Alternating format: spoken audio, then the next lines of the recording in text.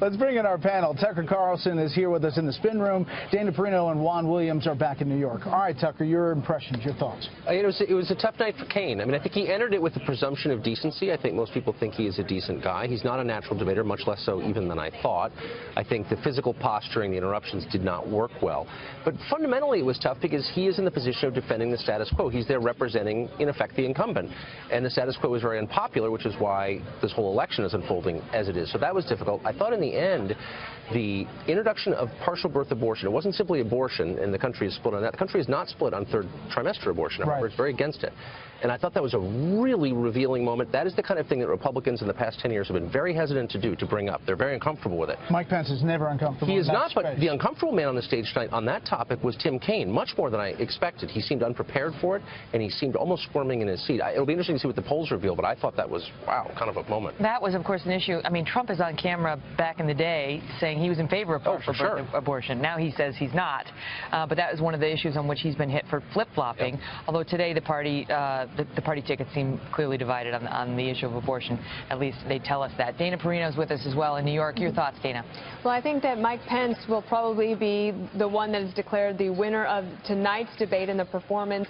I think it was a reminder to a lot of Republicans who, back before there were 17 candidates in 2015 for the primary, Mike Pence was considered one of the Republicans that many people thought would be good to be at the top of the ticket, and there was a lot of disappointment when he decided that he was going to not run for president and was going to stay and try to run for re-election in Indiana as the governor. So tonight I think he did a really good job. I do think that there will be a lot of post-debate analysis of things that he was asked to defend that Donald Trump had actually said, that then he sort of let go and would focus back on Clinton. I thought that was good. Two things I thought were a big missed opportunity.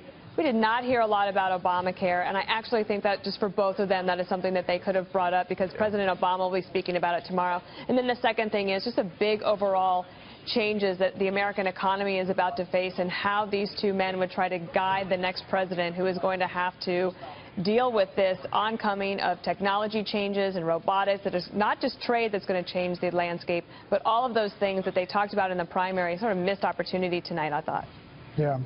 Senator Kaine probably didn't want to talk about Obamacare after former President Clinton said what he said about it being crazy that small businesses are taking it on the chin, especially in, Midwest states. He was saying it works for the working class, but not for the middle class. So, Juan, what about Tim Kaine's performance? I saw some on social media saying that this was like Al Gore in 2000. It was kind of annoying.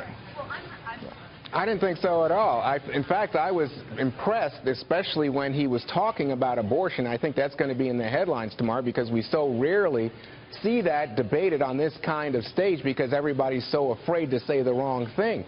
And tonight, I think it was really something to hear Senator Kaine talk about his religious faith and then say, what about Donald Trump saying women who have an abortion should be punished? And I think that put Governor Pence on his heels. And I think a lot of the interrupting that you've been talking about, a lot of the emphasis on the tax and the refusal to release the taxes kept Governor Pence back on his heels. Where I thought Governor Pence did well was when he was saying, hey, wait a second, let's look at the reality of the situation. For example, in dealing with race and the cops, and he came back to the idea of standing with law enforcement, standing with the police, delivering a clear message.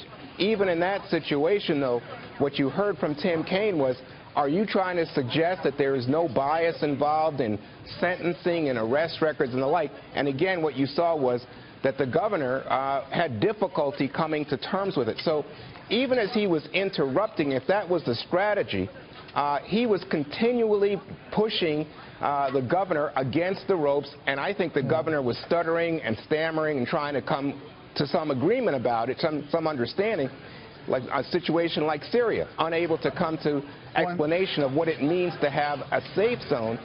I think that's what people are going to take away from this. I don't want to interrupt you, but on Facebook and Twitter, about 60% of the conversation, we're told, was about Governor Pence. They don't say whether that's positive or negative, but it is a lot of focus on him. Well, speaking of Twitter, Tucker Carlson, as the two candidates on stage were arguing over who was driving a more insult-driven campaign, right? That's what they were arguing about. Donald Trump was insulting Tim Kaine and tweeting out, retweeting people who had tweeted, "Kaine looks like an evil crook out of the Batman movies." And then Trump retweeted another person saying that Tim Kaine looked like a fool, which led comedian John Lovett to say Trump is insulting people at the same moment Mike Pence is dodging questions about Trump insulting people. Yes. Well, Mr. Trump is now at the center of this conversation again tonight. What a shock. He wasn't on stage. But they were kind of making parallel arguments. So Kaine was making, he made it consistently from beginning to end, the argument that Trump has disqualified himself by the things that he has said. They are so unattractive, so appalling that he can't be president. Pence was making the argument that Hillary's disqualified herself by the things that she has done. They have been so ineffectual. They haven't worked. She's responsible for the America we're all dissatisfied with. And so it was kind of a stark contrast. I mean, and they each have a case, I think, but they were arguing past one another. I mean, you didn't see Pence say really anything about what Hillary has said, and you didn't see Kaine say anything about what Trump has done. Well, he struck back saying she has called half of our supporters deplorable. Well, that's so right. He for a moment, but mostly, I mean, of course, Trump doesn't hold office, so perhaps that's part of it. But really, this was about turnout, in my view, from beginning to end. You saw Kaine repeating ugly things that Trump has said about aimed at African Americans, Latinos, and unmarried women, and those are the three groups they need to turn out. Dana, at the end, Pence came back to what we thought he was going to come back to, and that is change. That Mike Pence, Donald Trump are change, and Hillary Clinton is the establishment, the ultimate establishment. And did he make that case? I mean, he tried to make it that she was Secretary of State and the world is falling apart under President Obama at the beginning, and then tried to drive it home at the end that he's changed.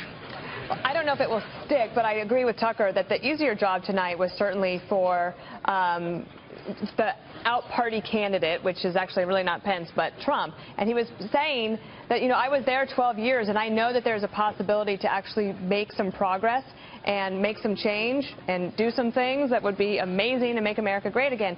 He was short on sort of canned answers, and I think that Kaine was so over-practiced, and some of the lines were like, okay, come on, obviously they're so practiced.